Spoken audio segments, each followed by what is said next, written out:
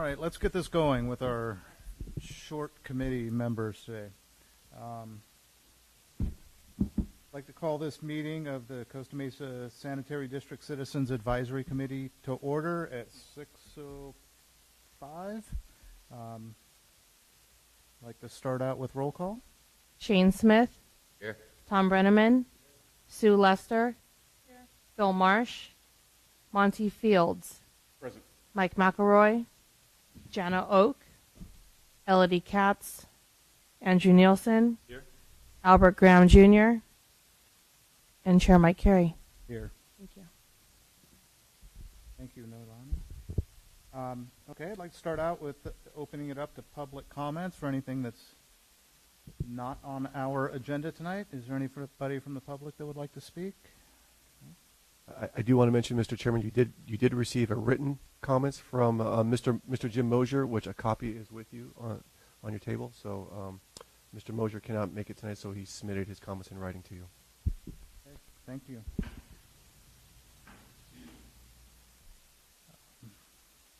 Okay, hearing no other public comments, we're going to move on to item C, the approval of the minutes of the July 18th meeting. Mr. Chairman, there were a couple of typographical errors that Committee Member Katz had mentioned that we had corrected, as well as a change in the minutes for Mr. Mosier correcting his statement of by division districts as opposed to the by district districts that we refer to. Okay, great. I'd like to make a motion to move the passing of the minutes to the next meeting because we have so few people here and I haven't read them. I think, has everyone read them?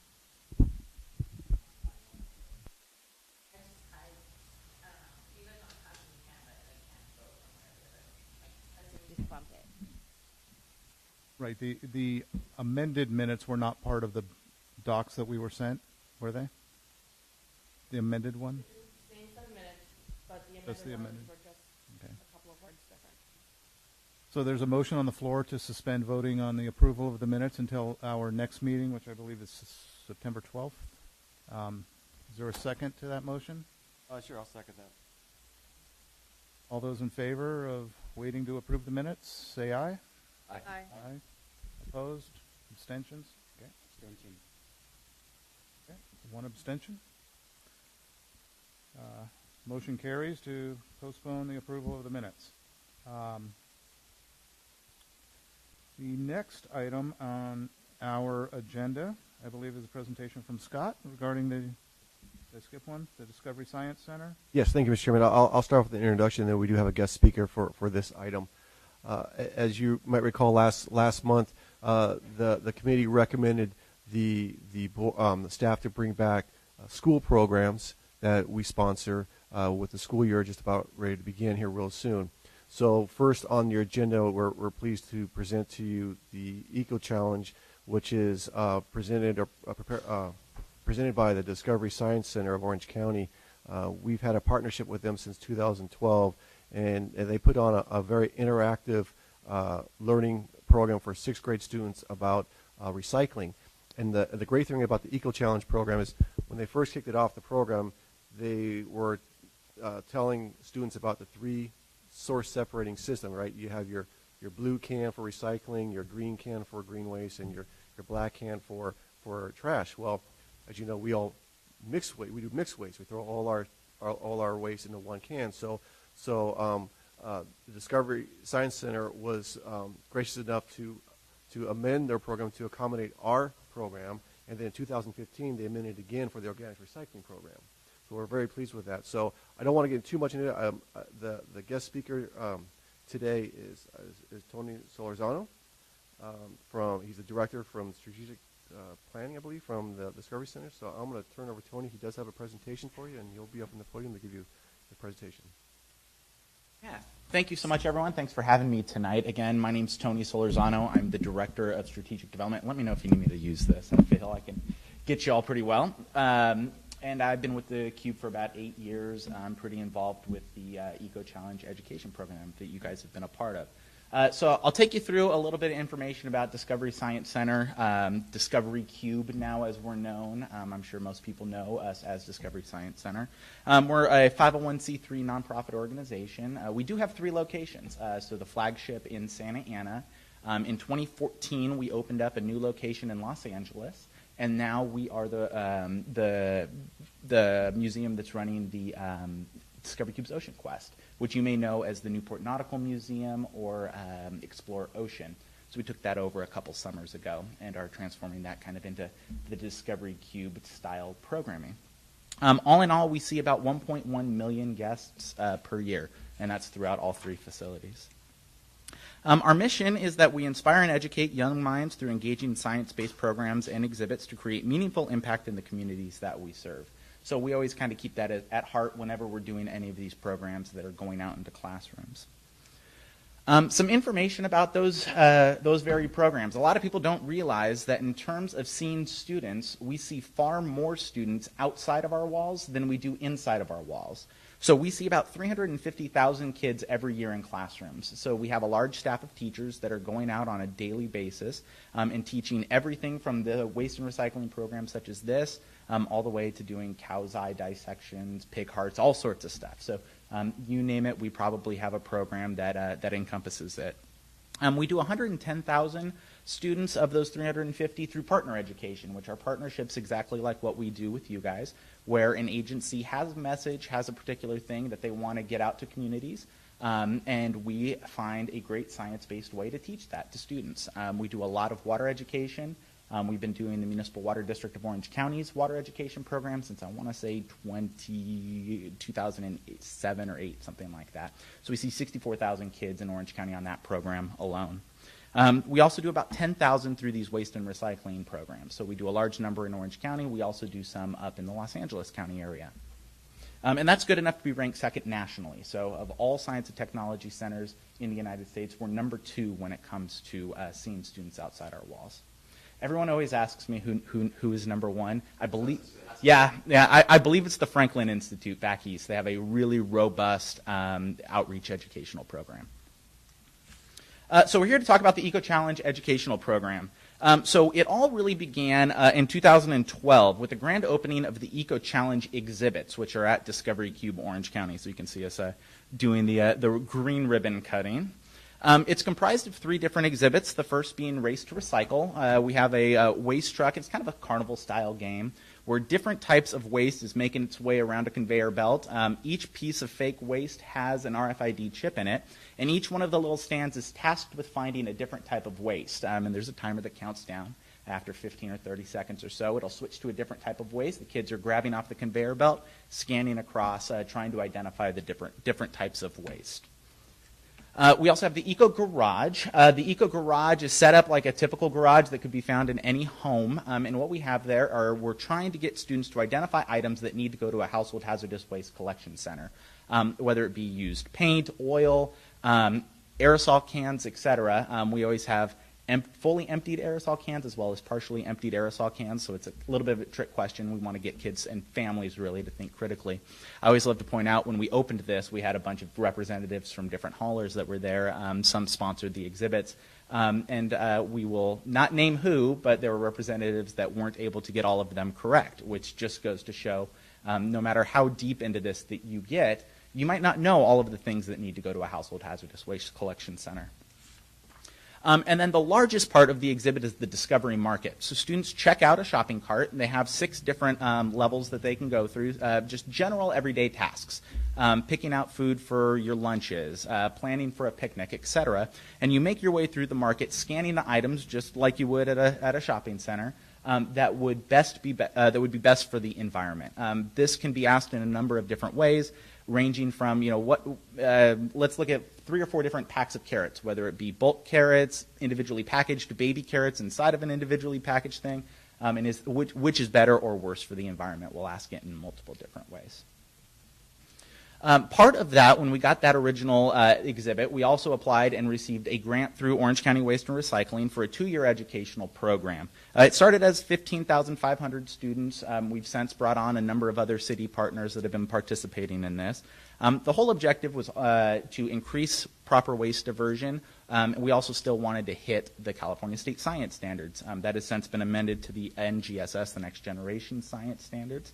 But we want to make sure that the programs that we're putting in classrooms are relevant to teachers and the programs that they need to get into the classrooms to make their way through a particular grade level. If all we were doing were teaching children how to recycle properly, we might not get the classroom time that we need because classroom time is so severely impacted. But we're able to teach resources and natural resources, et cetera, and the scarcity of some of those, and that's how we're able to turn this into a program that not only serves the need of Costa Mesa Sanitary in terms of helping to increase diversion, but increases the student learning throughout the standards that they need to hit in the 6th grade. So it's a 3-part program. There's an in-class assembly, then there's in-home activities that are sent home, as well as a field trip to Discovery Cube. So the in-class assembly, again, I mentioned it addresses the resource standards of the California State Science Standards. There's an additional focus here in Costa Mesa on organics as we are evolving what originally was considered a really great program in terms of, hey, great, let's work on household hazardous waste. That was the county's original focus. We've now done a really good job of getting that message out into the class. The next thing is, well, where do we want to go with that? And the next step is organics. Costa Mesa Sanitary District is really on the forefront of that and introduced that type of programming this year. The county likes it so much that they have given us a new grant going into the next year. We'll be revamping this program to have a more heavier focus of organics on there. So Costa Mesa Sanitary District is pretty much leading the way, at least county-wide, with this program on that. There's an interactive responsive keypad system that looks exactly like a little tiny pocket calculator. And we give those out to every student in the program. It kind of serves 2 purposes. Number one, we want to keep the kids engaged. You get 75 6th graders sitting around, they start goofing off. If you have a keypad and you're actively participating in the program, you're able to stay more engaged. Also, we're able to ask them questions as we're going through the exhibit or as we're going through the presentation to help gauge student learning. So we're able to report back on some data of what exactly the students are learning and how much of it is actually being absorbed. And we'll talk a little bit about that later. There's also a student booklet that goes home with the families. I believe you have one of those in your hands. So that goes back home to the families, has activities they can all do, and also has a family survey in there. Another part of the program is the field trip. It's a 2-hour experience to Discovery Cube. It's led by our staff. It's fully funded. There's also a bus stipend that goes along with that because the most expensive part of a field trip for a school is always the bus. It builds on the in-class and take-home activities. So we put them into the Eco Challenge exhibit and give them a chance to use the information that they had been given earlier in the school year. We try to do it about a month and a half apart. It includes an Eco Challenge science demonstration, so we spend 20 minutes with them doing another activity, kind of in a theater-type setting. And again, it puts those concepts into practice. I talked a little bit about the in-home activities. Again, we're doing the household survey, so we're talking, trying to find out information from the parents about their recycling habits, et cetera. We are able to capture that and report it back out to the different partners. There's also a household hazardous waste collection bin that goes home with each student. And on that bin is a list of items that should be going to household hazardous waste collection centers. And also on that bin is the address of the 4 county-sponsored recycling centers that'll accept household hazardous waste, the 4 main ones. There's other locations that will take stuff in, but we were working with the county on this. So once they have that, they now know what to do with that type of stuff. Oops, jumped quick. So program impact. Since we started doing the program with Costa Mesa Sanitary District, over 2,200 students have gone through the program, all in the 6th grade. 72% of those students that we surveyed plan to recycle more at the conclusion of the program. We like to think it's a little bit more because you get 6th graders in a room and you get the little boys in the back and they all start hitting no. But either way, 72% is a pretty good response rate back yes on that. Our data is showing a 26% knowledge gain across the different questions that we have. We used to ask questions in kind of a real basic manner. We would ask one set of questions at the beginning of the program, the exact same questions at the end of the program. We're amending that a little bit to get kids to think critically. So we'll ask one set of questions and then a related set of questions at the end, not identical but still teaching the same concept. So we're able to gauge that learning a little bit more effectively. And then Really 86, quick. I'm sorry? Is this information or is this data just Costa Mesa specific? Or Correct. Okay, this is just for... Yeah, this is just for here. And then 86% could accurately sort the various items into the correct categories of waste at the end of the program. So Yeah, so we're asking them, great, where does used lettuce go? Where does a styrofoam container go, et cetera? And we're able to gauge that information. I'll just leave this. I always kind of put this at the end of the slide. In 2013, we won the National Medal for Museum and Library Sciences, a national recognition. That's our president, Joe Adams, receiving the honor from Michelle Obama. That award was given to us specifically for these types of programs that we do, where we're partnering with a public agency, going out into a classroom and providing free education on green topics, on conservation, et cetera. So we're really proud to have gotten recognized for that. We're the first science and technology in California to receive that award, and I don't think anyone's gotten it in California since then. So a little something to hang our hat on, and it's thanks to organizations like you all that are willing to put some money behind a very important topic. So thank you again for your continued support, and I'm happy to answer any questions that you may have about it. I'm just curious where you guys, you said you opened the second location in LA. Yeah, so In LA. if you are familiar with Angeles National Golf Course off of the 210 freeway, it's in the Hanson Dam Recreation Area. Yeah, it's pretty far North Valley. It was slated to be the Children's Museum of Los Angeles, and unfortunately that organization went bankrupt. The facility sat vacant for a long time, and the city of LA was running up against deadlines to open a facility, and they came to us and approached us probably in 2009 or so to see if we'd be interested in going. We took a look at the area. The demographics were incredibly similar to what we have in Santa Ana, and we thought it was an area that would be perfect for our type of education. Yeah, and it's been successful. We have an exhibit that's extremely similar to Eco Challenge up in LA. It has a little bit different flavor. It uses more terminology that is used up in the Los Angeles area. They don't call it household hazardous waste. They call it something else. So we have its own little flair up there. And then some cities have taken advantage of that. City of Santa Clarita is doing a version of the Eco Challenge program up there. So what started in Orange County has spread up north to Los Angeles. Yes? And where's the location of the third place that you Ocean Quest. That is Balboa Ferry comes over to the peninsula. We are directly to the left. So it's the Ferris wheel. Discovery Cube now owns the land that the Ferris wheel sits on. Yeah, the Balboa Fun Zone. Exactly. Exactly. How long is the classroom presentation? It's about 50 minutes, give or take, depending on how good the kids are. And in this curriculum, is it repeated with other city agencies? Yeah, absolutely, absolutely. Costa Mesa's is specific just because of the organics and the single bin system. We still teach and introduce a multi-bin system for this program in Costa Mesa, just figuring that large portion of the students may move out of the city of Costa Mesa at some point, and we don't want them to be surprised when they see multiple bins out there, but we are talking about the single stream here as well as the organics, and that's specific to Costa Mesa. And then it might be for Scott. Do all the sixth graders in the sanitary district border participate, or do some elementary schools or junior high schools not participate? It's just right now geared at sixth grade students. So I do believe we try to target all the sixth grade students within our service area. That's a really good question. So sixth grade is targeted because of the way we can fit the curriculum into the science standards. We're also able to do it at the fifth grade level, and we have some cities that participate at that level with a similar style program. It's not identical to this, but it has a similar flavor. But yeah, we sought out the sixth grade because we said, great, if we want to teach these, we have to hit some science standards. The resource standards are the best way of doing this when you talk about aluminum, oil, et cetera. And that's how we came on the sixth grade. I know that Costa Mesa Sanitary District does an excellent job in educating their customers on how to dispose of all the different things that you're teaching the kids.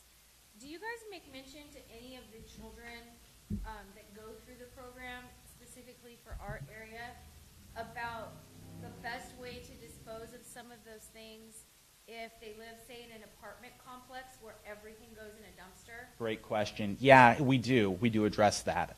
We talk about still having multiple receptacles in a home.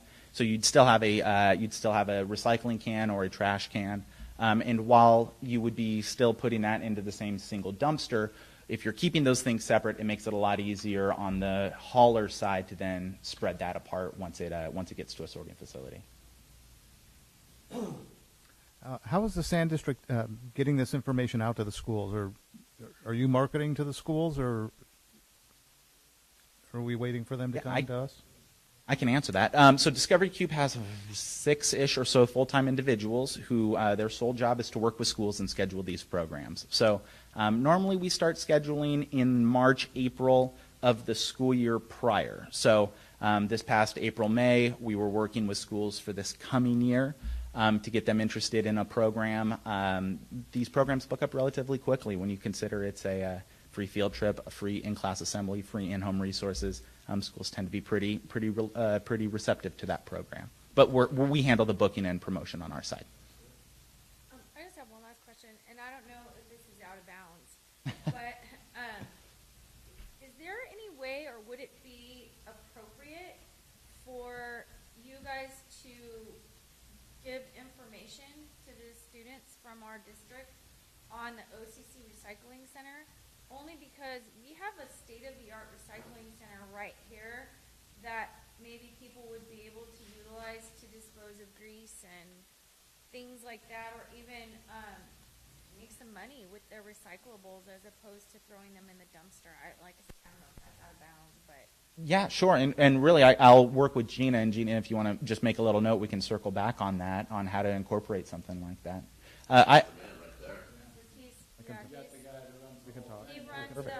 he runs the center, and that's why I just think.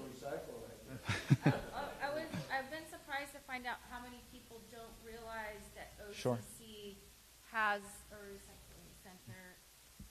It's so large and readily available. The apartment complex people would, Yeah. that'd be a good target for them too. Yeah, right across the street. Just Well, a any of it. suggestion. Yeah, absolutely. You know, Absolutely. I have to say, I've been to the Discovery Cube and seen that exhibit. I hijacked my nephew to go there with me, so I wasn't the middle-aged guy walking through the children's exhibit by We myself. appreciate that. We really got a lot out of it. Thank so you. it was not part. We went separate from a classroom portion. It was just visiting the Discovery Cube, and actually, I think we went on passes that the Sand District handed out during an event. There was, I think, you guys had partnered on something, but I'd just like to say what a great job you guys do with that educational opportunity. If you guys want to, I encourage I've all never of you to been, go but see it. I've It's been really. invited a million times, but I'll have to go in there and check it out. Yeah. It's really cool. I've never walked in before. Feel free to connect with Gina. We are always more than happy to have you all inside the cube to check out the exhibit. No hijacking nephews necessary. And you guys, we're more than happy to invite you down if you do have family. We can make that happen to come and see the exhibit. Also, we know maybe 2 or 3 months ahead of time when we have presentations coming up. If you're ever interested to see the in-classroom portion, we can definitely make arrangements to do that. We just asked to coordinate it with us if you could. We like to notify schools when additional people are going to be showing up to the presentations, just because school security can be such a Mr. Chairman, such a thing. If I may, Tony, correct me if I'm wrong, if any committee members want to attend the Discovery Center, just give your name and who else wants to attend, Yeah. Gina, and then we'll forward that to the Discovery Center, and you can pick up the tickets at their will call. Yeah, we'll just leave them downstairs, They'll so pick it up there. it doesn't have to be a weekday. Yeah, it's really interesting.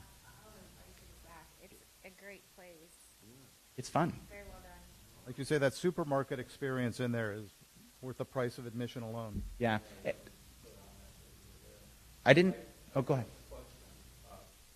Does this have anything to do with the Discovery Center that was in Irvine many years ago? No, it doesn't. So our origins were in South Coast Plaza. We had a small storefront there at the very beginning of that. And then we had a choice of either going Santa Ana or Irvine, and they went from South Coast up to Santa Ana. Thank you. Yes. Well, I just had one suggestion, and this is completely cosmetic, because in reviewing both of these pages, I almost kind of got confused on what was not recyclable, was it recyclable, and what should be taken to the hazardous waste company. I'm thinking maybe if you can make this page just a little bit more like this page, where you could list everything a little bit more clear. Sure. I think that'll help out. 'cause Yeah, I'll pass I was that kinda feedback confused when along. it said it cannot be recycled, but these can be recycled. So am I recycling this, or is this waste, or can it not be recycled? So, of course, once I read it, it cleared up a lot more instead Sure. of just taking a glance at it. But, I mean, that's just semantics. Sure, Completely sure. semantics. Yeah, thank you. Great, thank Great. you. Yeah, and, Gina has my card, a bunch of copies of it. If anybody would like one, feel free to get in contact with me. I'm happy to chat. Thank you. Thank you. Thank you so much.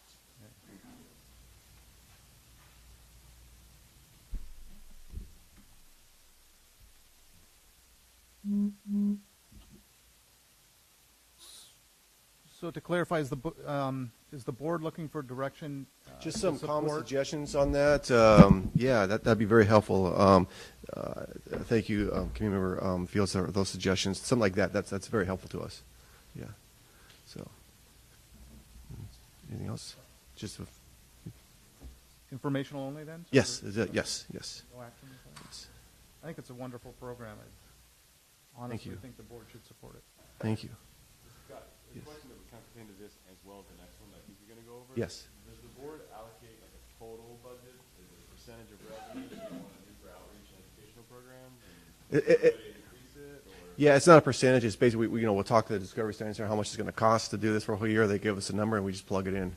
That's how we do it. I know you're going to go over the battery recycling program, but I'm just kind of curious how you guys come up with those dollar amounts and if there are other, worthwhile programs out there, if there could be an increase to those kinds of budget items. Sure. Yeah, we could definitely consider that. Definitely. Okay, moving on to our next agenda item. Agenda item number 3, Project Zero Waste Lunch Program. Another Yeah. one of my favorite programs. Yeah, thank you, Mr. Chairman. This is another school program that we implemented about the same time with Eco Challenge back in 2012. And this is the program that we partnered with Inside the Outdoors. And they're an organization that is part of the Orange County Department of Education. And what they do is they go to all the elementary schools and they teach about waste-free lunches. And what they do is they bring what they call these scientists, traveling scientists. They go to the classrooms, and the first thing they do is they'll audit the amount of waste the classrooms generate. And they they'll have that number as like kind of their threshold, their benchmark. And then they explain to the students and the teachers, here are ways to reduce your waste, like bringing reusable bags or reusable containers when you're bringing your sandwiches, or using a reusable drink jug or a reusable lunchbox. So they get them excited about those type of waste reduction ideas, and then they kind of go away for a little bit, and then they'll come back and after a while, and then they'll audit their waste and see how much they reduce, and then they get certain prizes on how much they reduce. So there's some incentives to that. So this has been a really great program. We're going to continue it again this year. In your staff report, there are some numbers of how many students we've reached, which is quite significant. Unlike the Eco Challenge, which is focused on 6th graders, this was basically all elementary children that are eligible for this program. And so we're really looking forward to this program, and I think we get a lot of great reviews about it. And again, here we're just recommending any suggestions, comments that we could bring forward and pass it on to Inside the Outdoors.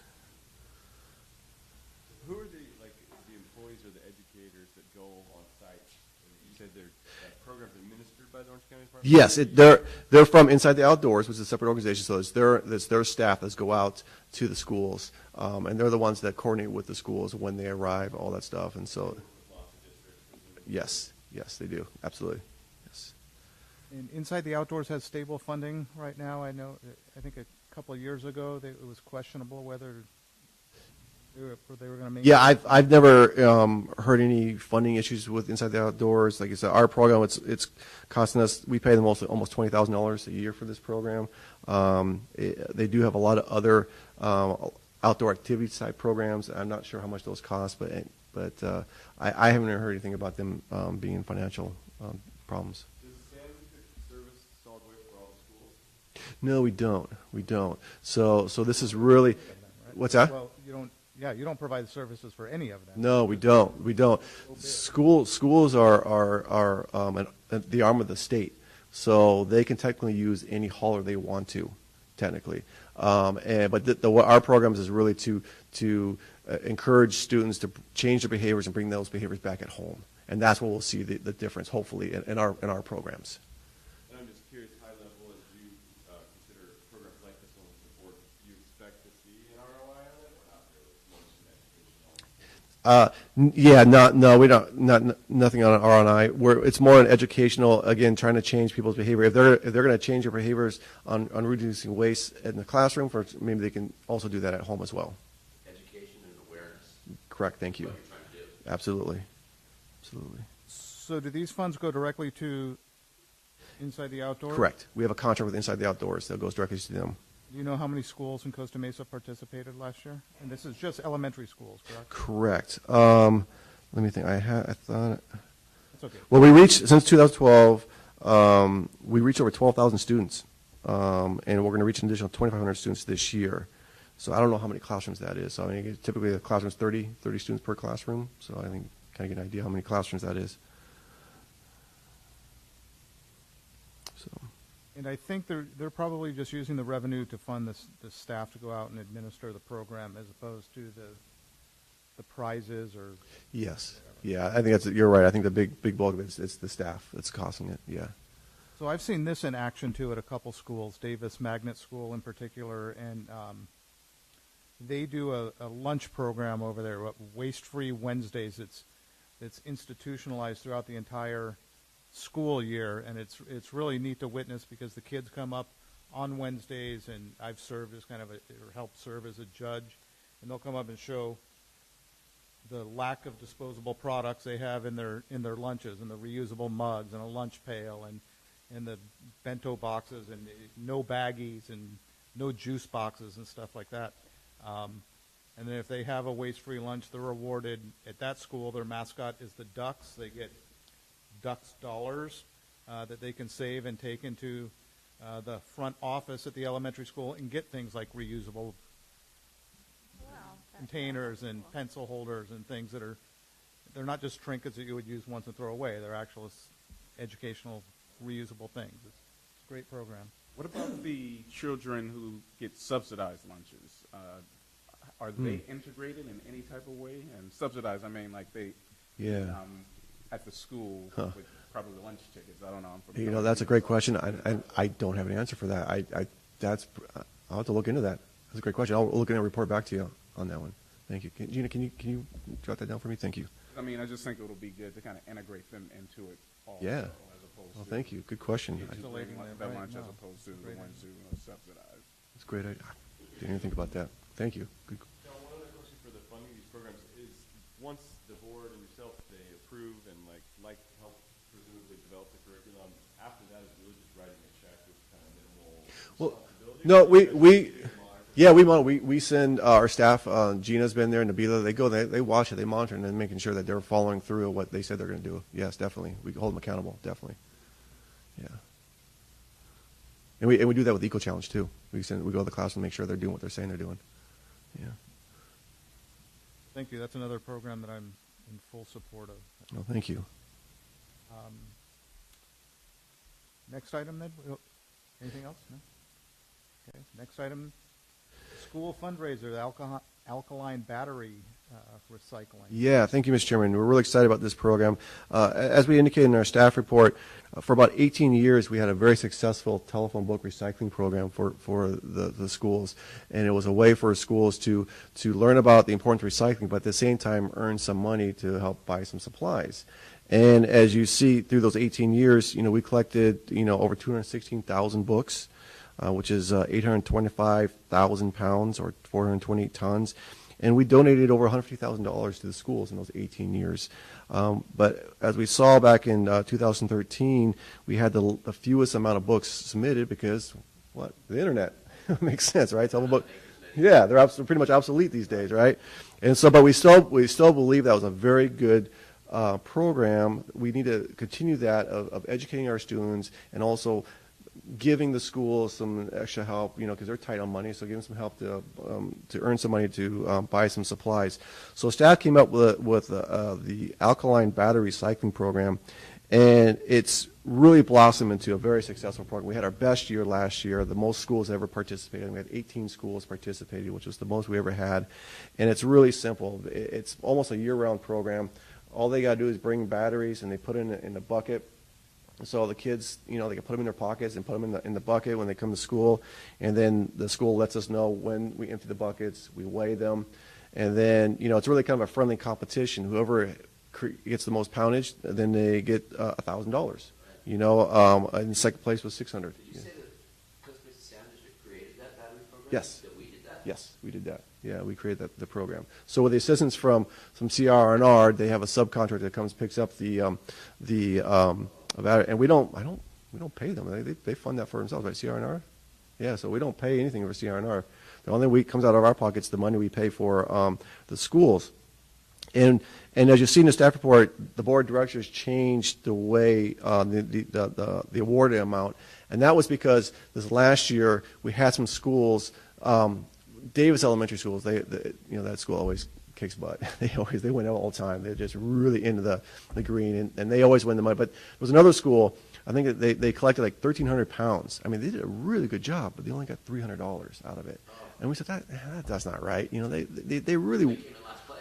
No, they didn't come in last place, but they were like, I think. Is $300 the last place prize? Fourth place and below. So yeah, fourth place and below. So we had 18 schools.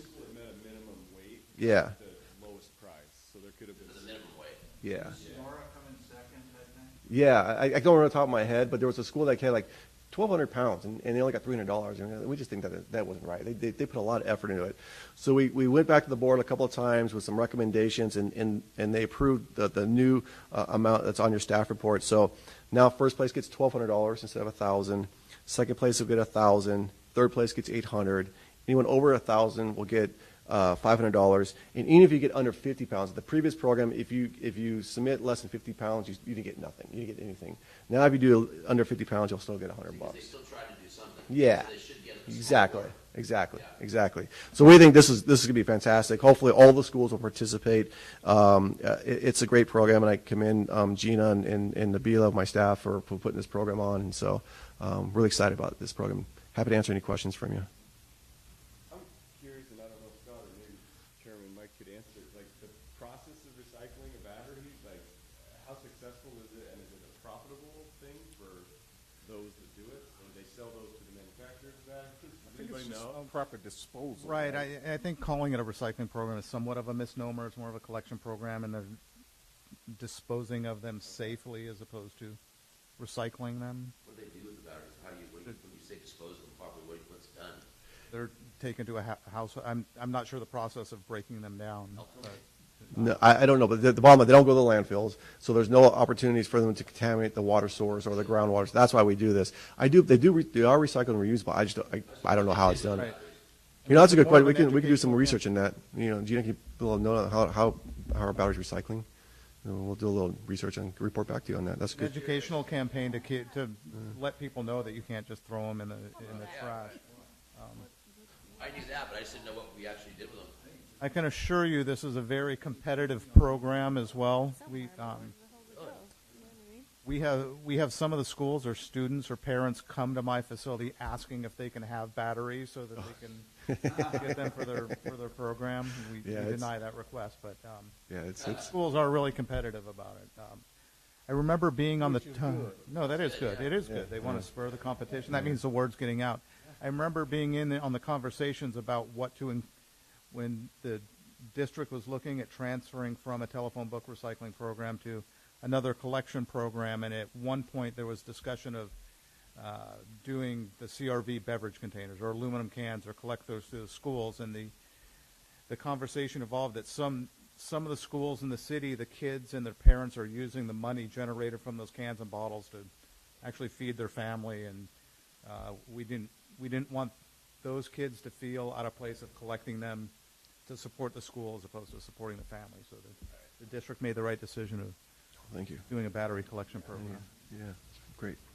So in regards to the old telephone book program, those are now just being recycled through the one bin. Yes. So if you actually do get telephone books at home, you can just throw them in your mixed waste container, and they're recycled. Okay. Yeah, Yeah. Make it in my house. They're still recyclable. You can just still throw them in the recyclable bins, and CNO will recycle them. Yes. Yeah. Great. Good questions.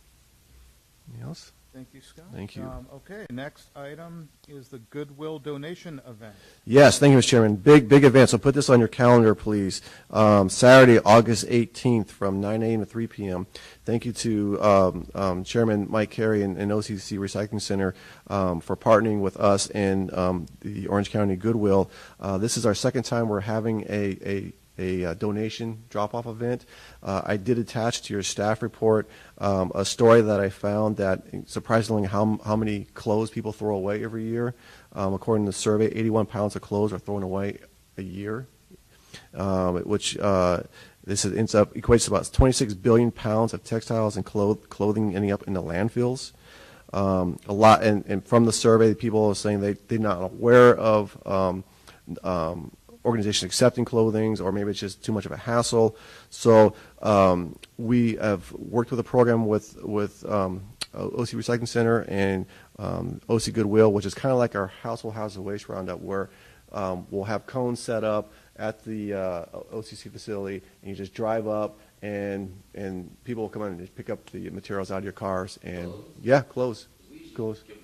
have the veterans come around and pick them. We put a bag up front. Yeah, whichever's, Same thing, but yeah, whatever's easy. But this is, this is another way to, again, our goal is to divert 75% of the waste from the landfill. This is a program to help achieve that. We did this back in 2013. It was very successful. We collected almost 21,000 pounds of clothes. We're hoping to surpass that this year, but again, it's just another program to increase our diversion. So please, it is free to everyone, so please come to the event or tell your friends. And Gina will be there, and Nabila will be there. So Mike, you're going to be there too, right? So we're going to provide lunch for you and staff. So we're looking forward to it. So thank you, Mike, for partnering with us. Appreciate it. Yes, shoes. Yes, absolutely. Yes, thank you. I should have brought this up about the Discovery Science Center or the Discovery Cube. Does staff know if they still have any discount coupons that you can hand out? I don't know. For that event? Yeah, I don't know. That's right. Yeah, okay, we can ask that. Sure. $1 or $2 off. Sure. We'll see. I see. Good. Connection, yeah. That's right. Good point. is there a flyer or anything for that? It's attached. It's on our website. I put in the staff for her. We put it on our newsletter. It's on our social media. We did a advertising daily pilot. There was flyers at concerts in the park. OCC Recycling Center has flyers. We put in the Costa Mesa Minute. Newport Mesa Unified School District they do an email blast to all the parents. They did that for us, and then the Chamber of Commerce helped us as well. So we did get the word out. So if you didn't let me know. If there's any other ideas you have to help us get the word out, we'd love to hear it. There's a link on the agenda that you can click on to open up the flyer for that. And hopefully what we'll do is by the next time you meet in September, we'll have the data for you, and we'll tell you how well it went. Great. Looking forward to that event. Scott, do you guys ever put signage in front of this facility? It's pretty prominent, and a lot of people pass by it for commuting, or when we have worthwhile events. Oh, like a bulletin board? Bulletin board? I have, the city's pretty fickle about banners and signs. We are going to put another sign over here on Paul Arena, so when people are driving down Paul Arena, they'll see where we're at. It's not a bad idea. We can look into it, but I think the city's pretty fickle about that. Yeah, but as far as digital boards, I just don't see a lot of. The only one I know is at the fair, right? I don't know if any other digital boards are around here. But There's some on Harbor. is there? Yeah, we have one. The college has one on Adams. So. Yeah. We could look into that. Yeah, thank you. Great. Thank you, Scott. All right, next agenda item, the Citizens Environmental Protection Academy. I think a lot of you have gone through that. Yes, thank you, Mr. Chairman. Very excited to have this program again. It's going to be on September 8th, and I know some of the community members, I know Community Member Nelson and Community Member Lester attended the last one, and Mike, Chairman Chair, were you there too? I can't remember. Attended two of those. Two of them. Okay, yes. So we do have some community members that attended it. Again, I'd love to hear your feedback. We are proposing some additions this year, which I put it in our staff report. One of them is a tour of the CRNR's anaerobic digestion facility in Paris. My staff just went there yesterday, took a look at it at 114-degree weather. It was pretty warm and hot, but we're still working with CNR on that. Our hope is that once you see the facility, it will just really make you excited, encourage you to recycle your organics. This technology is you won't see any of this technology west of the Mississippi River. It is that high tech. I mean, they got people from all over the world coming around to see this stuff, and we were the first agency to implement this program. We're really excited about it. So I'm hoping we're still working with CRNR on that, and hoping we can make that a fruition. Another idea for SEPA is touring one of our wastewater lift stations. You probably don't know how important these stations are because the topography of Costa Mesa, most of the sewers is flowing through gravity, but sometimes you got to push it because of topography, right? So it's what we call a force main. And these pump stations are running 24/7. We have 2 pumps in there, and if they go down, we have a sewer overflow. And so we thought it might be a good idea to take you to one of those to see how they operate, what we do to maintain them, what do we do when the power goes out. So we have 20 of those around the community. So we're thinking maybe taking the one down on 19th Street, which we just finished renovating. So that's one idea. Another idea is the demonstration of our hydrojet. For those who attended the first day of SEPA, you might recall we brought one of our cleaning trucks here, and we had one of our staff give you a demonstration. But you recall there was a huge hose in front of the truck? Well, that's their hydrojet. And so we thought it might be a great idea to do a demonstration on how that works. You can see how fast the water comes out. You can see how the nozzle works to cleaning the pipes. We have different nozzles for like cutting roots, removing grease. It's really neat how to see that. So we thought that might be a good demonstration. We also heard from the participants from the first one that they wanted to learn more of what they can do to prevent sanitary sewer overflows. So an idea is also to give a PowerPoint presentation at our district, at our corporate yard, about our wastewater operations, but also give you some helpful tips on preventing SSOs, like do not pour grease down your kitchen sink. You heard about disposable wipes. They say, they're disposable, they dispose in the wastewater system. They are the worst invention, because they clog our system up. Disposable wipes. They call them flushable wipes. Yes. And if you flush them, you will have a pipe backup Yes. in your house. They don't dissolve or anything. They're the worst invention. It's the worst invention, and so you can avoid that. So some of those helpful tips we can do. Also, I put we're finding catheters in our systems. Believe it or not. So there's proper ways of disposing of that. And then another idea is to bring someone from inside the outdoors to talk about zero waste.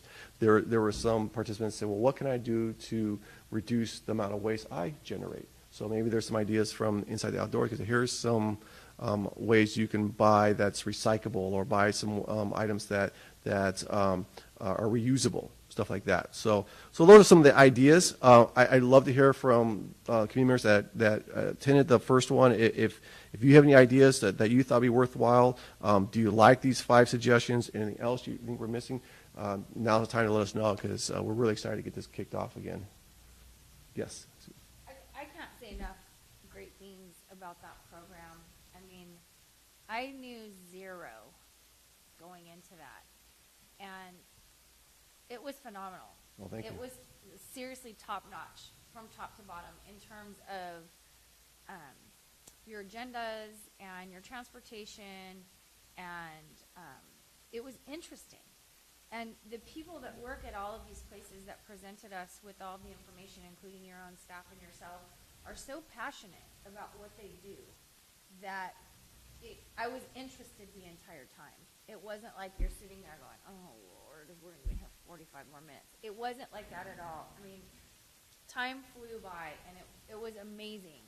The only thing that I thought sucked is that so many people signed up for it and didn't show up and didn't let you guys know, because I know you had a waiting list.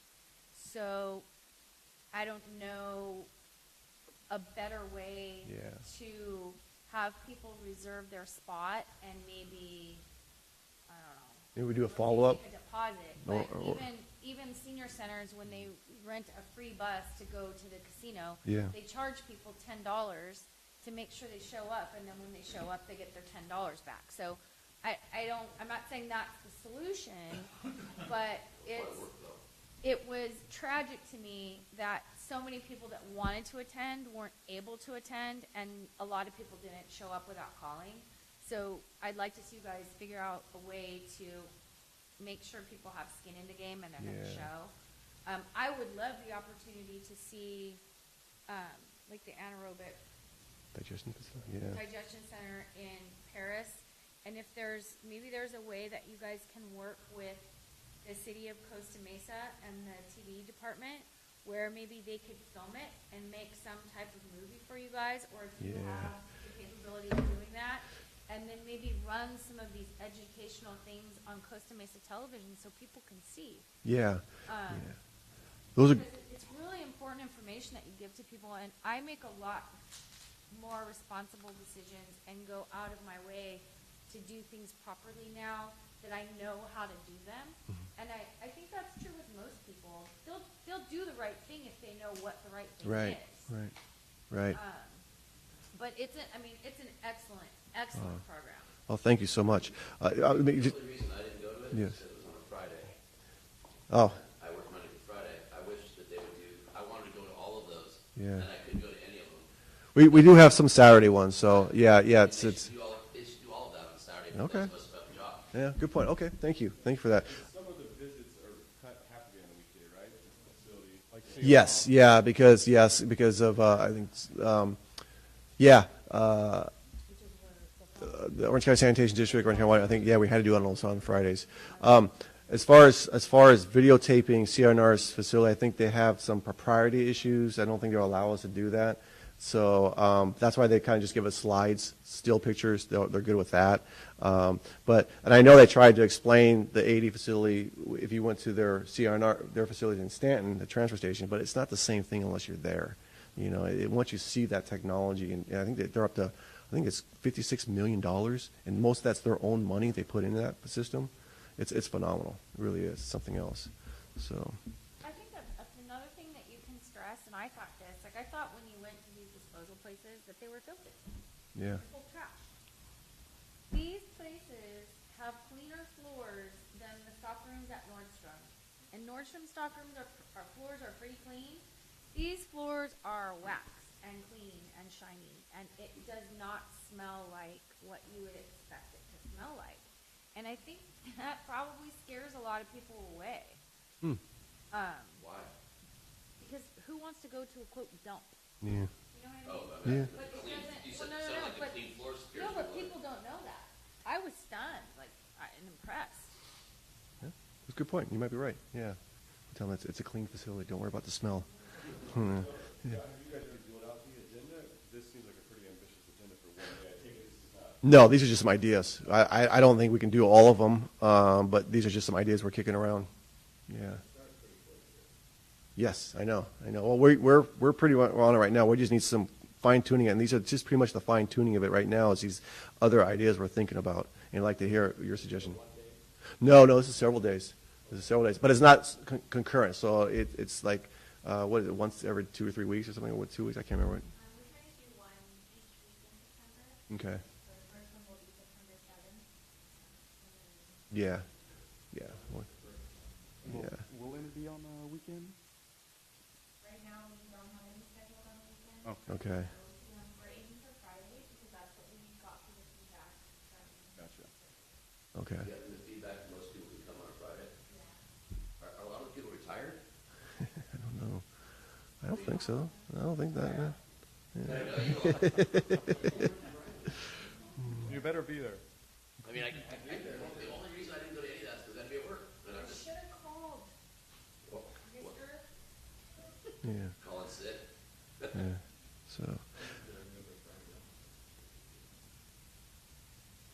So any comments, suggestions? Do you think we're going to right directions on these? Anything? Thank you, Community Member Lester, for those comments. Any other suggestions or comments? I only went to the first one, but same thing. I knew that I had been invited to join this committee, and I found it incredibly useful information. So even if the first one were just kind of instead of maybe the OCC recycling, we do one of the facility, either the pump station or the Okay. demonstration, because that's kind of low hanging fruit. Yeah. Here Yeah. At wherever that demonstration needs to be, and it'd be probably the easiest one to schedule. it would be, I think, cool if one could be on a weekend, or maybe that one could be on a weekend, but if not, I think you still get good participation.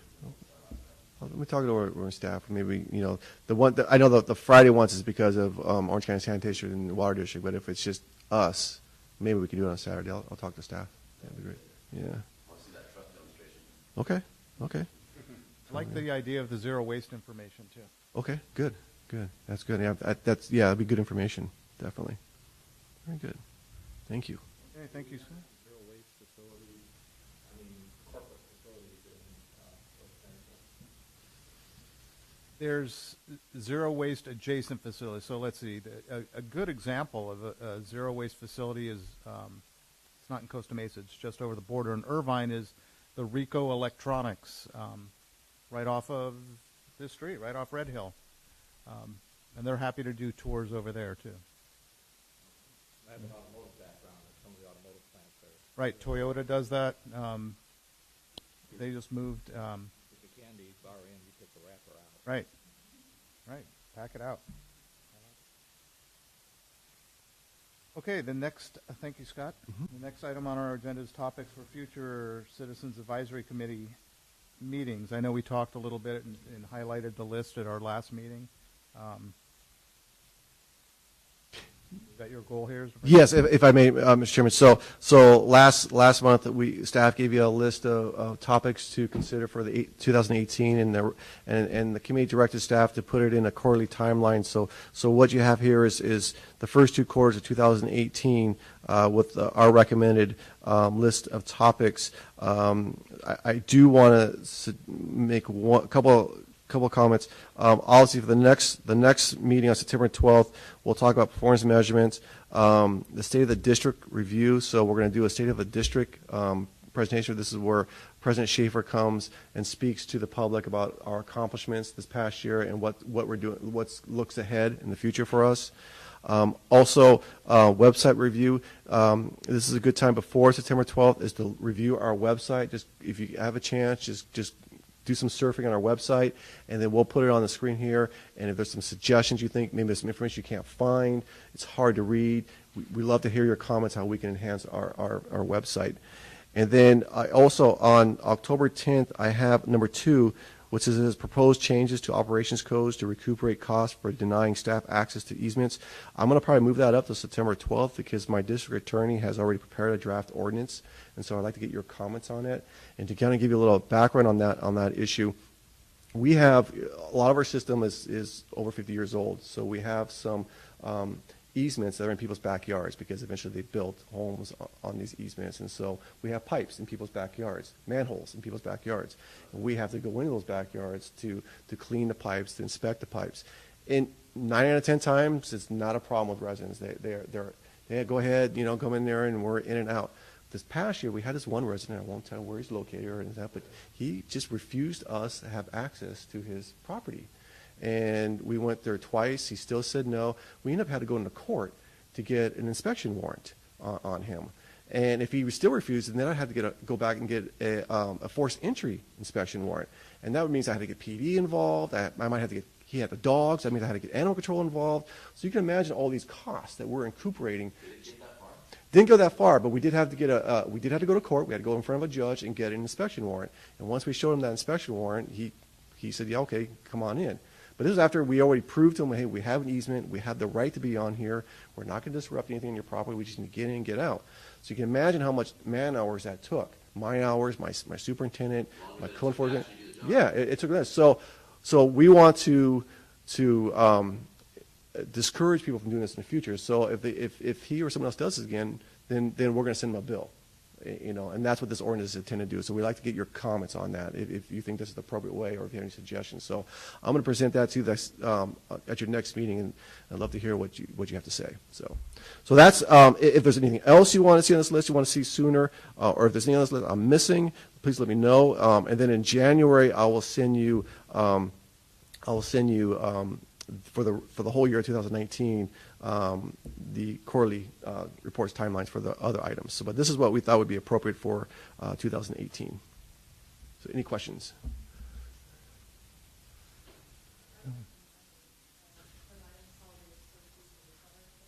Yes.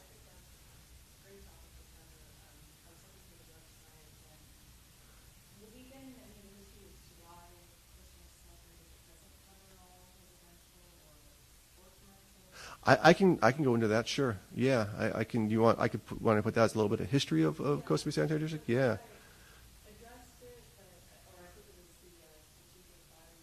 Sure. Okay. Yeah. Yeah, I did. I spent like a half a day at the Historical Society and got some good research on the. Yeah.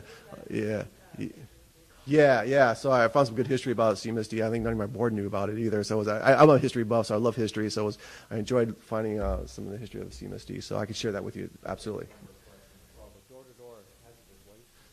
Yes. It's an existing program. In fact, next week the board is going to have a report on that. We've had that program. The door-to-door collection right now. Well, I'm sorry. Before July, it was just available for seniors and disabled residents. So in other words, if you have paint, oil, pesticides, antifreeze, and you need to get rid of it, you can't throw it in the trash, and you don't have time to take it down to Huntington Beach to dump it off, CR&R will come pick it up for you. So you call them up and you tell them, here, this is what I have to dispose of. They give you a date when they're going to pick it up, and you put it out like on your porch, like in a box, put it on the porch. Well, now that we have a new contract with CR&R, that program is being expanded to all citizens, and that started in July. So anyone can participate in that program now. So, well, you have to be a resident, but you have to be. It's not just available to seniors. It's available to all residents. So before it was just for seniors and disabled. Now it's to everyone. The CR&R doesn't get everybody in Costa Mesa, though. Yeah, everyone in Costa Mesa. Yeah, everyone. You live in an apartment complex that's not solid waste contract with CR&R. If they're not a customer of ours, and we do have some services in multifamily units, then they would be eligible for that program. If they're not a customer of ours, then no, they're not. Then they won't be eligible. And those are the multifamily units. Those big multifamily units. Those are the ones that wouldn't be able to participate in the program. I have some random carrier. Yeah. Right. Yeah, because you're not paying into you're not being assessed to pay for the program. So Not on the solid. yes, it is. So I should pass that word out to Yes, everybody. yes, absolutely. Yep, Is yes. this also lithium ion batteries too? Is that considered? I would, yes, that's fine. That's a hazardous waste. You don't want to put that in the trash, so yes, we'll put that in. Yeah, that'd be eligible. Yes, definitely. You can find a school around here. I know a place. You can take them to my place. So if you want, I can move that item up to number 2 if that seems like interest. Like I said, next week the board will have a report on the door-to-door collection for seniors, and I think so far in July we've already 26 residents that aren't seniors or disabled have participated in the program. So we haven't really done an aggressive outreach on this program yet. We anticipate once we do it, we're going to get a lot of participation in the program. It's just convenient because I've driven I've driven the Huntington Beach from here. It's a good drive. It's a distance. It's not easy, and it's hard to get to. Where is that? Huntington Beach is off of Beach in it's off of Beach in I think Warner. I think it's a little far. You're talking about Wait, the household? The one on Rainbow Disposal. Yeah, the right. Rainbow. It's on, Is that it's past on Beach? Nichols Street, which is one Yes. block west of Beach between Yeah. Slater and Yeah, Warren. but it's a good drive from here, right? Yeah, I mean, it's it a is. good drive. So the door-to-door program would be really beneficial. Yeah. Yeah, it is. It is. It's a much better system. I can just put a box up around. Yep. Yeah. It's easier. It's nice. Yeah, me in Orange, I got to drive to Anaheim, so I would love to have a program like this in Orange. So, yeah, it's great. But isn't there a new or revised plan on sewer laterals as far as cleaning out? Yeah, thank you for mentioning that. We did the board. We could put that on the list too. The board did approve a new program for sewer lateral assistance. So we have a program. So your sewer lateral, which is basically your sewer pipe from your home to the street, is your responsibility. Okay, so if that breaks, it's your dime. We have a program though that we can, for free, we'll pay you. I think $250 to hire a plumber to put down a camera down your pipes to check out the condition of your pipe. And now that the board also approved additional $500 to install a clean out. So if you don't have a clean out, you can put one in and we'll pay for it for $500. So we can provide that information to you as well, more information. I'm all over that. Yeah, so, and that's on our website too. In fact, there's a brand new logo, Got Roots, I saw it, so Gina put it on. It's clever advertised on our website. More information about that program. It's on the front page, or? Yeah, it's on the web, no, yeah, you'll see it's on one of the slides, yeah. So, One potential idea that I have is that in 2020, it's going to be the 50th anniversary of Earth Day. I think that might be an appropriate time to plan an event, a citywide event, to highlight all the programs that the Sand District does, and maybe collaborate with with water and somebody else to have a really neat program. Now would be the Yeah. time to plan it. good idea. Okay. This actually was a suggestion from the public, somebody from the public, Jim Mosier, and I think it's a really good idea that going forward, it might be helpful that the first item agenda is kind of a summary to us of what happened at the board meeting.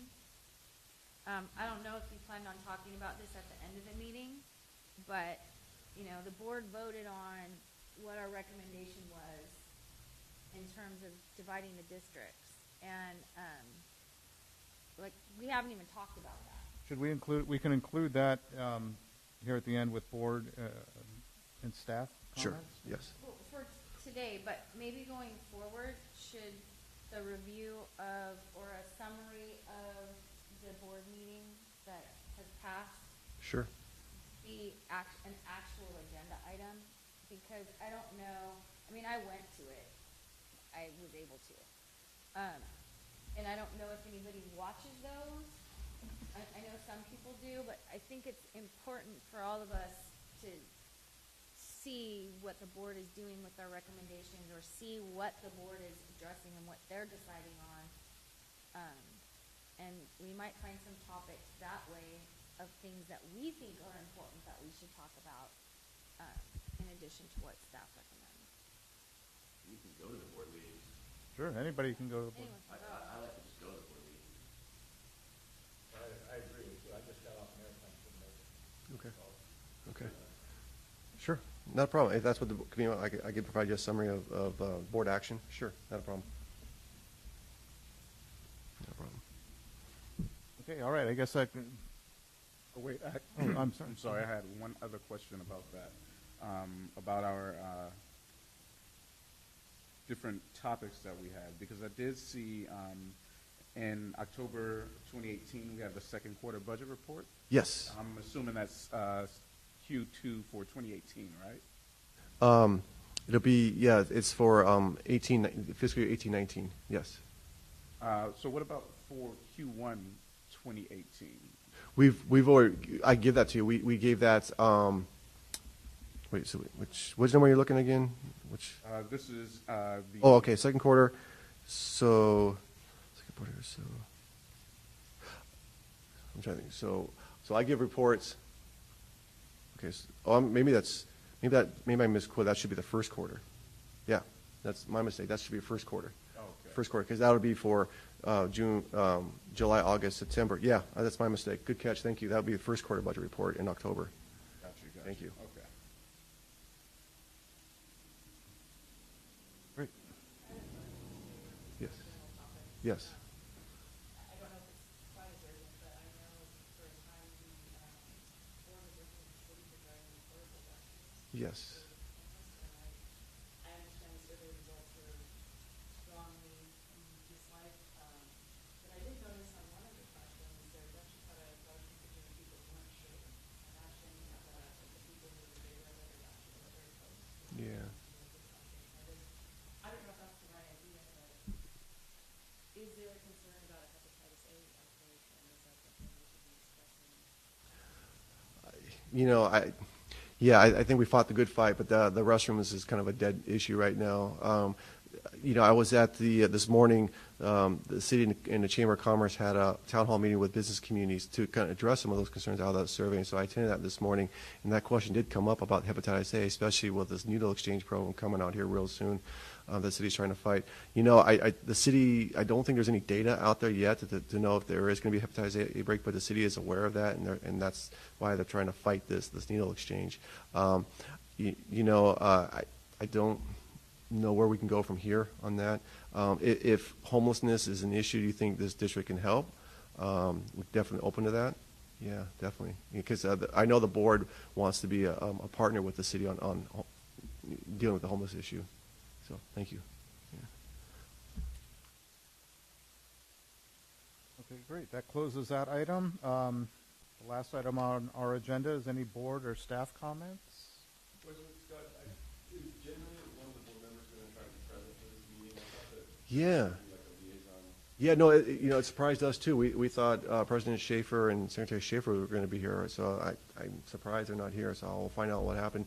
I know Secretary Schaefer, she's pretty busy with the fair, but I'll find out. Yeah. Because I did want to ask the board, and I want to be very respectful of their decision that they reached at their board meeting, but I don't want to speak for the rest of this committee. I was a little bit disheartened to see the conclusion they reached when we all spent so much time and energy Sure. on coming up with a consensus plan, and furthermore, the one they adopted, we had pretty much dismissed out of hand, Yeah. even though one of the committee members was the one that drafted it. So Right.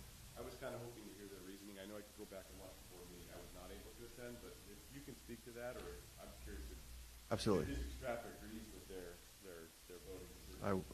I'll relay that message to President Schaefer. Yes, I will. I was at that meeting, and 3 of the 5 board members said nothing. Did not explain their decision at all. And before they made their decision, I got up and I had heard ahead of time, the grapevine thing. I don't put too much. I don't put any weight on things that I hear. But someone had told me that the board was probably going to go with a plan that we did not recommend. And so I called and asked, the one that we, in consensus, recommended. Our best one. Yes, the one that we all agreed was the right plan. Yeah, I remember. That we had discussed in great length. We didn't choose it. And I called one of the board members and asked flat out, why have we not been given any feedback to this point? And I don't know what the rules are. Is the liaison that attends our meeting, are they allowed to ask us questions, or are they allowed to give us information? Yes, they are. Because they gave us nothing. And before they made their decision, I got up there and I said, I really hope that you're going to go with the recommendation of the committee. We spent a lot of time, there was a lot of thought that went into it. We looked at a lot of different things and reached the consensus that we thought that was the right one. And although I understand and respect their ability to choose another plan, I said, it's going to be extremely disheartening for me. I can't speak for everyone, but for me, in terms of they never gave us any feedback. They never asked us any questions. They never told us we were on the wrong track. They never said, we're going to go, we're looking for the one with the lowest percentage. They were silent the entire time and let us march down this one path, and then voted unanimously to go with a different one, yet never explained why they made the decision that they made. And I'm not a person that, I don't expect to get my way. I don't think my ideas are correct. But I don't appreciate spending all that time if we were going in the wrong direction and nobody's saying a word. It's extremely frustrating. We all have other things we could do right now, and we are trying to help. So that's a big one for me. And I expressed my displeasure to a couple of the board members, and President Schaefer explained why he was voting the way he was voting, which I also didn't agree with. And then Board Member Perry explained to me, and to everyone really, he didn't like that certain neighborhoods were broken up, and that's fine. We all have different opinions. But for the other 3 board members not to even explain themselves and vote that way, and now we're just kind of marching down the road to do something else. I don't think it's the right way to. Adopt something like. Well, I don't think it's the right way to get people to want to spend their time Helping. trying to help. It's the equivalent of being given a project at work or a volunteer organization or something when they say, okay, you're in charge of this. You just do it. This is the end result we need. And you spend all these hours and you make all these plans, and then they come in at the end and they're like, no, we're doing it like this. And there's no explanation as to why. It doesn't instill a whole lot of confidence in that our time here is being spent constructively. And again, I'm speaking for myself. I'm not speaking for all of you. You might feel different. But a lot of the people sitting around this room spend their time doing a lot of things. I think Scott understands our message, and again, I won't speak for him, but I think it's also important to remember that we're an advisory committee. The board is elected. If you don't like the board's Right. decisions, you got to run for office. Right. And there's going to be a lot of times, I think, I don't know if you agree, Mr. Chairman, that we're going to simply advise and give feedback, and it won't always be adopted, and it's something that we maybe had a rude awakening on our first one, but we're an advisory committee. Much like that employee could have their project just struck at the last minute, that's the reality, so. Right, and I totally agree with you, but I think Just you she's should talking about at least communication. be given Yeah, an I understand. That's explanation the gist of what she's saying, As- communication. as to where we went off the rails. Yeah, I'd appreciate the feedback. Yeah, I'll pass it on to the board. I will. Some we're interested in hearing what they think. Yeah, absolutely. Yes. Not officially for the CAC, but to kind of represent all the hard work we have done and why we recast why we wanted not to. President Schaefer did go into some discussion about looking for, that there had been a lot of development of the 1720s, and he did mention this at our last group meeting, last reports hearing, that he was concerned that we weren't taking into account enough population expansion in certain districts, and that then there could be a significant cost to the not to the taxpayers, but to the people who are Ratepayers. But my understanding is that we weren't actually allowed to take that into account, and I just wanted to double check that because we weren't really looking into like developments that the city Yeah. had implemented since 2010 and professors that we could take that into account. Well, it was my understanding that we possibly could, but that information was never really at the forefront. It was like one of those others. So I never even considered it either. So I'm not disagreeing with you. I'm just saying, like, I never even considered from 2011 up to now because I was just one of those others, and we focused on one of the top areas. If I knew we could have considered that, or if they would have suggested that or something, that would have been great, which brings me to my question. Now, during those meetings, the board was here. Could we request answers or question them or ask them for input? Or is the advisory committee completely separate from the board and we shouldn't be? No, they were all. Well, let me go back to your questions first, and I'll talk to Deborah Deep about the demographer and get some more clarifications about development. Is it possible you could have used that information, and I'll report back to you on that. Someone who's sitting up here, the minutes went out, I don't know who it was, and I didn't hear it here in the audible, but we asked someone, there was an expert during the meeting, that we asked about development, and we hadn't had access to that person. It was the engineer. Oh, Rob Hamers? Rob. No, it was the engineer. I think he was in here in your. Yeah, I was in. Your place. Yeah, Rob And Hamers. what Okay. was said at the meeting was that the sanitary district has the information on all of the developments that have happened in their area from 2010 to current. So and the demographer stated that she had all of that information as well. So before the meeting, I asked staff if I could either make a public request for that information or as a member of this committee get that information, because I have no problem spending the time and looking at it if we have it, to see if the actual change by that 1.3% or whatever it was by going with a different plan is even gonna help based on where those developments are, because they're gonna have to look at it when the next census comes out anyway, and for my own edification, I wanna see what it looks like, cause no one looked at that. We're just guessing. That was what was concerning, it just seemed like they moved ahead with it. Yeah, it's it's based on a guess. Yeah. Nice. One of the questions that I had about the process was that when the maps were initially submitted, the map that ended up getting chosen was originally deemed as not being viable, and then it was revised, and that was the one that ended up getting selected. My question is, who revised that? I don't know if that's a question that you're prepared to answer, or if that's bigger. Well, but no, I my could. concern was Well, who revised it and why. okay. Let me answer Community Fields, and then I'll answer your question.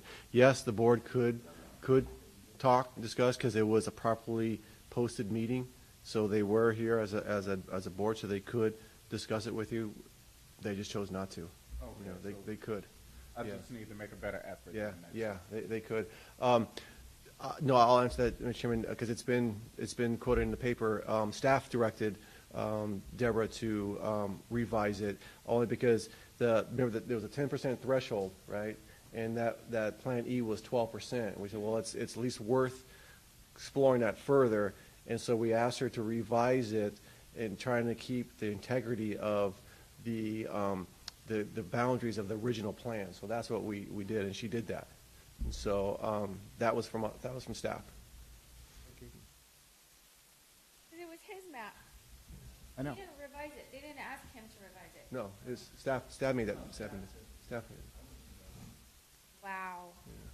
So they basically did do what the city did and did a plan that we didn't present to them and passed it. No, it's the revised plan was still presented to you. Yeah, but It was still, no, it wasn't. It wasn't. I mean, after It was, revised, no, it was, yeah, it was presented, but it wasn't. But I think, what was on the record, even as revised, none of us gave it any Right. consideration. Correct. Correct. Yeah. Correct. For good reason, Vote by the or board. at least at the I time. don't think anybody's Include- blind to anybody. Just No. Including the author. Omitted. I think they liked what you submitted, they just made a couple adjustments, and they said, here it is.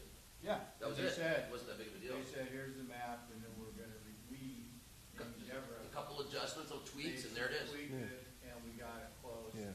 for your consideration. Right. Right. I actually like this better anyhow, to be honest with you, once I saw it. Lucky me, I guess. They didn't give me a trophy or anything. Yeah, right. Should get Yeah. something. Sandwich or something. Now that that map has been approved, how is the preliminary, Nolani, do you have information on that? On how? Can you provide that? The revised or the approved map is now going to be included in the newsletter. It's also on our website, and the district will need to inform the Registrar of Voters office that that is the newly adopted division maps.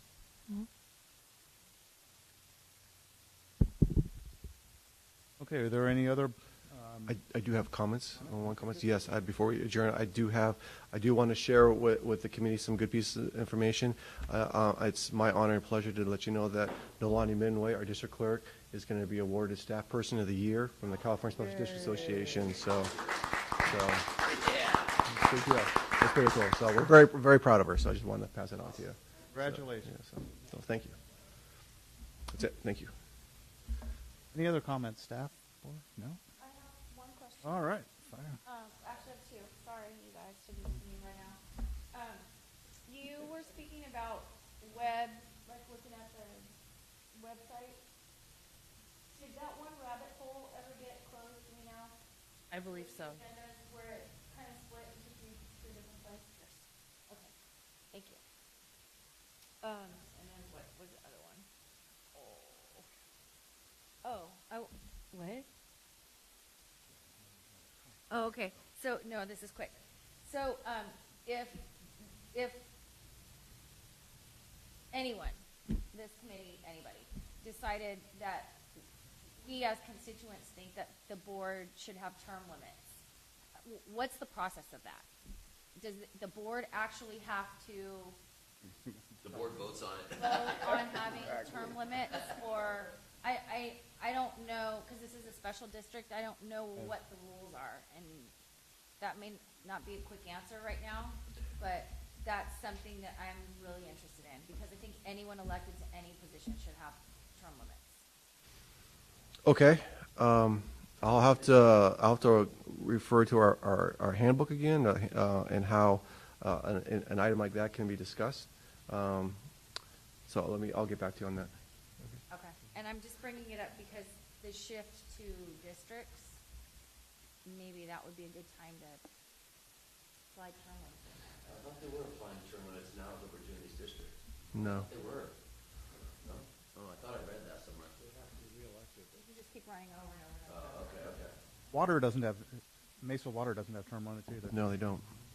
Yeah. It's a custom Mesa thing. How lovely that is. Elodie? Okay,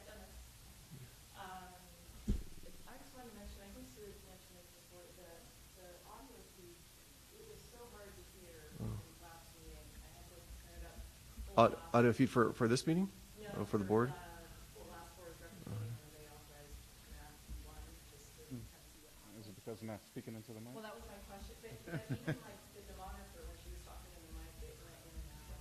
Yes, I don't know Okay. if the input needs to be turned out, or I just specifically. We'll look into that. Yes. Yes. Thank you. No, and I didn't. That'll be on the recording loud and clear. Are there any other comments, questions for the good of the order? No? Staff? All right. Hearing none, I will adjourn this meeting at 7:30 p.m. Enjoy the rest of your week. Yeah.